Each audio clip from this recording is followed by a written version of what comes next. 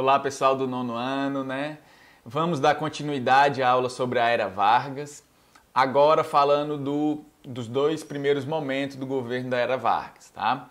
Na aula passada a gente tratou de como foi o processo da Revolução de 1930, como Vargas ele chega ao poder. Agora a gente vai discutir alguns aspectos do governo do Vargas. E a primeira dica que eu dou sobre o Vargas é que, mais importante do que saber quem é Vargas, né, é saber o quando. Porque esse Vargas ele é um sujeito que tem multifacetas, múltiplas caras, e ele se adapta conforme as circunstâncias.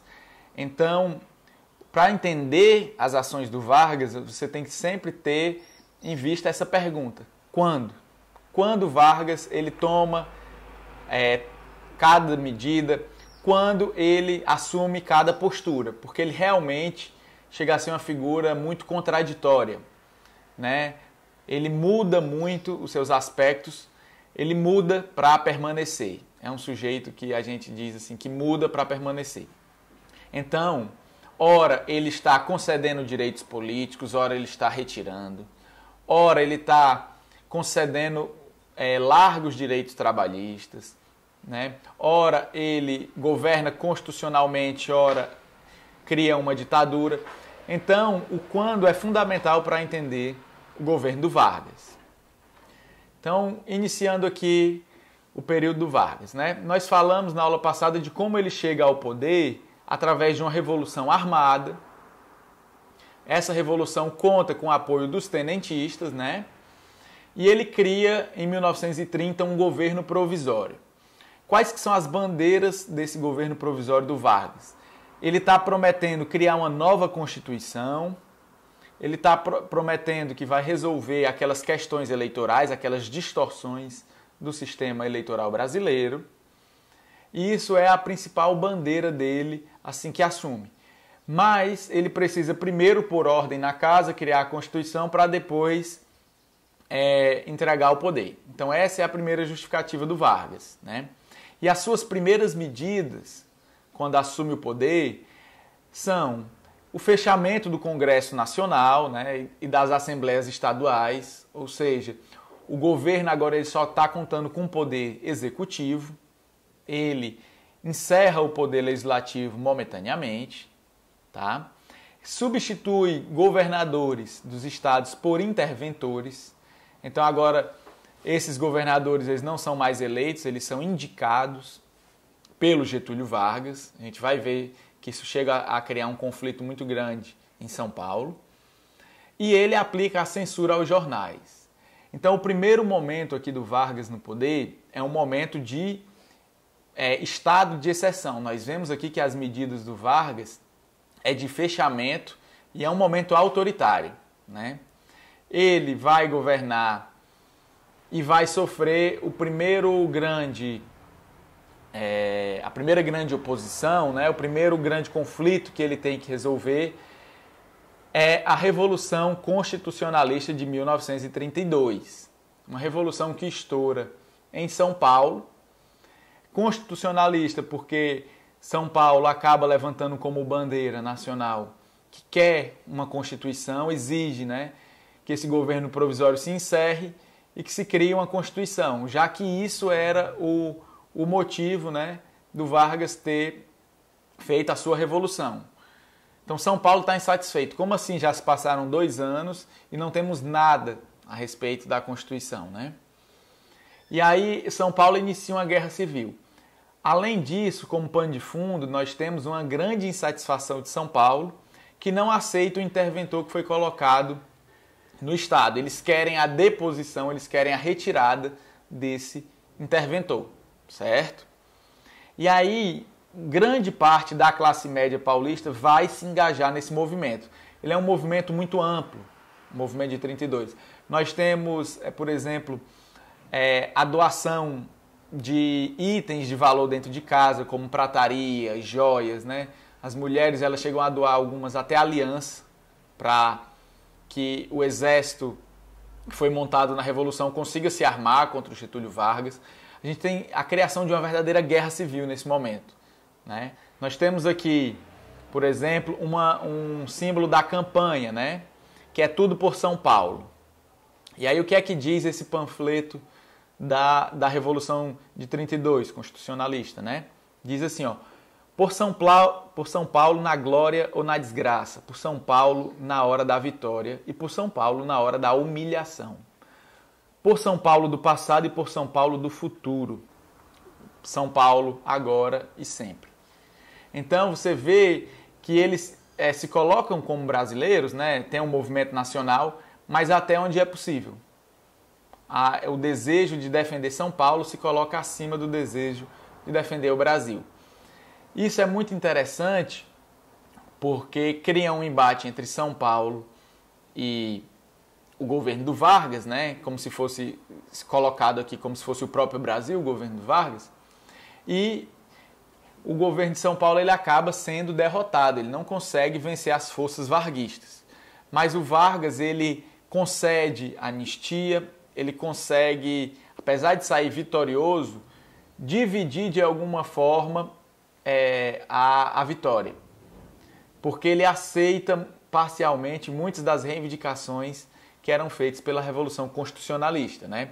Por exemplo, ele convoca eleições para a criação da Assembleia Constituinte, tá? Lembrando que para criar uma Constituição nós precisamos de deputados, e o Vargas ele tinha suspendido a Assembleia Nacional, ele tinha suspendido o Poder Legislativo, e ele aceita retomar isso, ele aceita criar as eleições, né? E aí ele convoca eleições em 1932. Essas eleições, né, elas vão eleger os deputados que criarão a Constituição de 1934. E aí o que é que conta na Constituição de 34? Né? A Constituição de 34 ela vai surgir com uma série de modificações em relação à nossa Constituição anterior. Por exemplo, o voto ele passa a ser secreto. Então, elimina-se aquela questão do voto aberto. Permite-se agora o voto feminino, né? É uma garantia constitucional agora que a mulher ela pode votar. Cria-se com a Constituição de 34 o Código Eleitoral.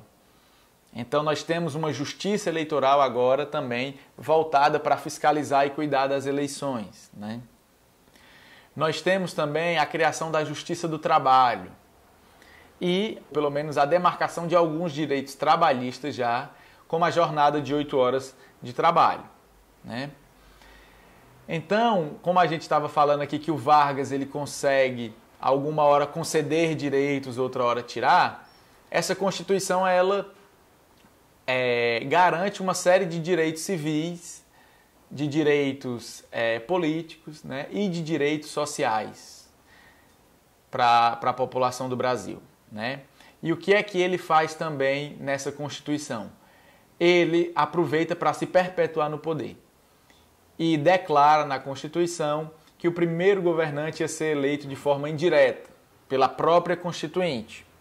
E o candidato que é eleito pela Constituinte é o próprio Vargas em 1934. Então, após a promulgação da Constituição de 34, o Vargas ele deixa de ser um governador provisório, né, um governante provisório, desculpa, e passa a ser um presidente constitucional. Agora ele está amparado, ele está apoiado na Constituição que ele mesmo convocou para ser criada.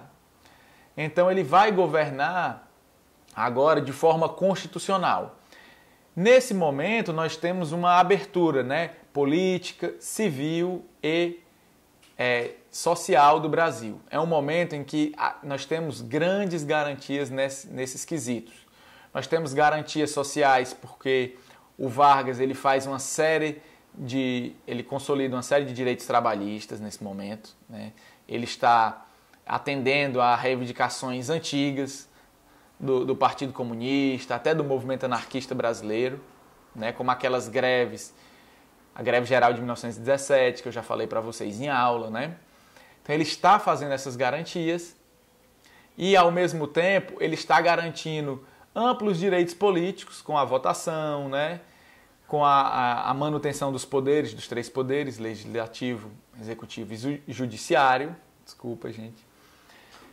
E ele também acaba por garantir direitos civis, porque não há censura nesse momento, é um governo que não faz, não tem departamentos de propaganda e nem faz censura. Então, o governo constitucional é um momento onde o Vargas ele tem ele garante amplos direitos de cidadania no Brasil, tá? Esses direitos de cidadania, eles levam à criação de forças que disputam com o Vargas, né? De outros partidos políticos. E aí merece destaque como organização política, durante o governo constitucional, a criação da Ação Integralista Brasileira, que é um grande partido político que se organiza, talvez o maior desse momento, e a Aliança Nacional Libertadora. Vamos falar um pouquinho primeiro da Ação Integralista Brasileira, né? Ela surge como uma versão tupiniquim, uma versão brasileira, digamos assim, do fascismo. Então eles criam um partido, mas esse partido ele é autoritário, ele tem esse viés autoritário, né? Ele quer ser um partido único, ele quer ter um único chefe autoritário, assim como na Itália nós temos o Mussolini, né? Eles estão se inspirando nisso e o grande líder aqui da Ação Integralista Brasileira é o Plínio Pessoa. Então eles fazem esse culto ao líder, né? Eles tentam censurar meios de comunicação, eles defendem isso. Eles criam mecanismos de atacar os inimigos políticos na imprensa, né? Eles são muito bem organizados, criam estruturas paramilitares, ou seja, uma organização de hierarquia armada também, assim como o Exército, mas que está para além do Estado, uma organização ilegal e militar. Porque eles querem, né, eles aspiram o poder da mesma forma dos grupos fascistas na Itália, né? E aí, uma das características dessa ação é justamente a perda da individualidade. É que o indivíduo que entra no partido, ele abre mão da sua personalidade, do seu desejo, das suas vontades, em prol do desejo coletivo, da ação coletiva do partido.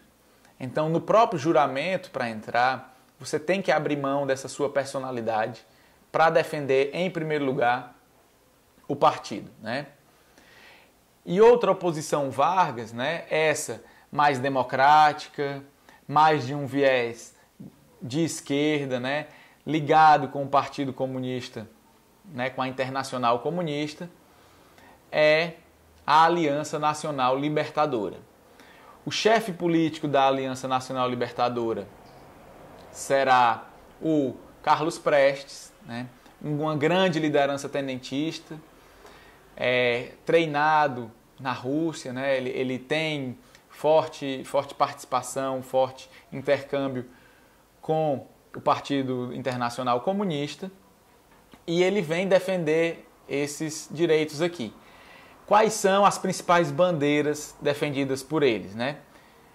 É pão, terra e liberdade. É isso que eles estão desejando.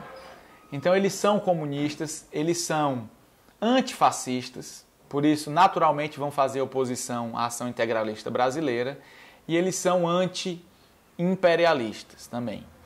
Então eles defendem um nacionalismo, né? Essas duas forças elas vão fazer oposição ao Vargas, e o Vargas vai saber o momento mais propício para aniquilar cada uma das oposições. A primeira a sofrer, digamos, a represária do Vargas é a Aliança Nacional Libertadora, né? Essa aliança, ela primeiro vai ser colocada na ilegalidade, é um partido que vai ser considerado ilegal pelo Vargas, depois de um discurso feito pelo Carlos Prestes.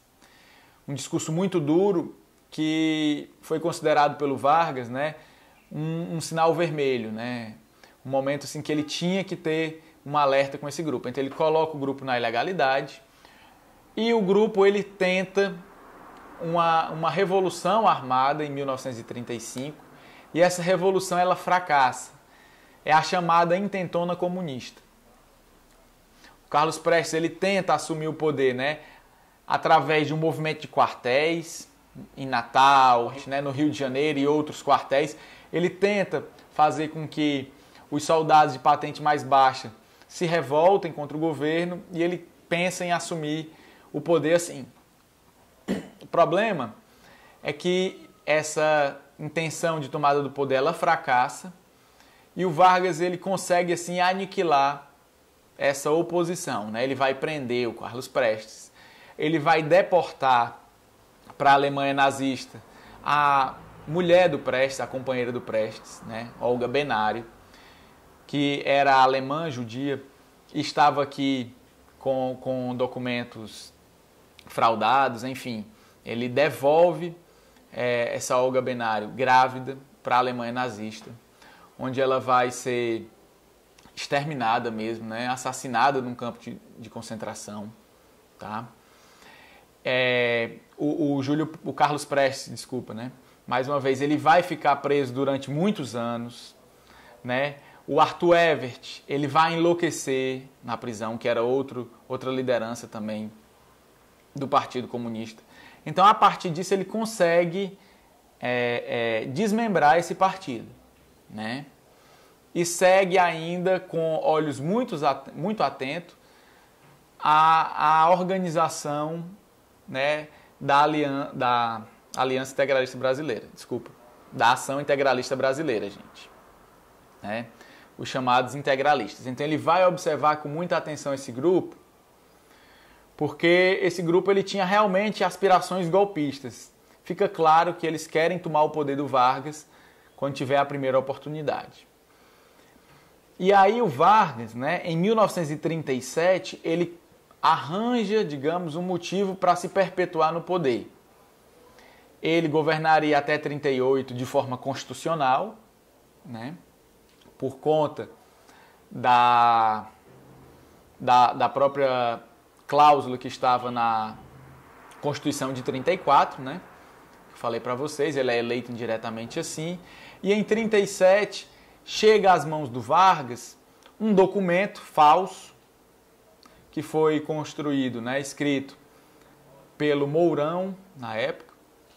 E nesse documento falava-se de um plano comunista de tomar o poder, o chamado Plano Cohen. Então seria um plano de comunistas judeus que queriam tomar o poder no Brasil.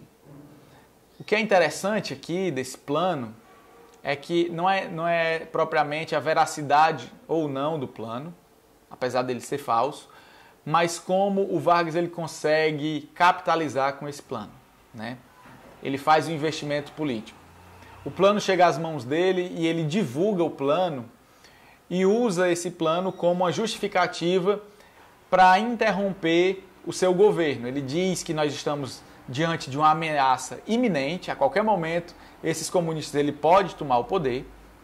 Apesar de saber que o plano é falso, ele consegue usar o plano como uma cortina de fumaça para suspender direitos políticos no Brasil, para suspender o legislativo e concentrar o poder nas suas mãos, né? Concentrar o poder no executivo. Então, o que é que ele faz? Ele cria, em 1937, o Estado Novo, né?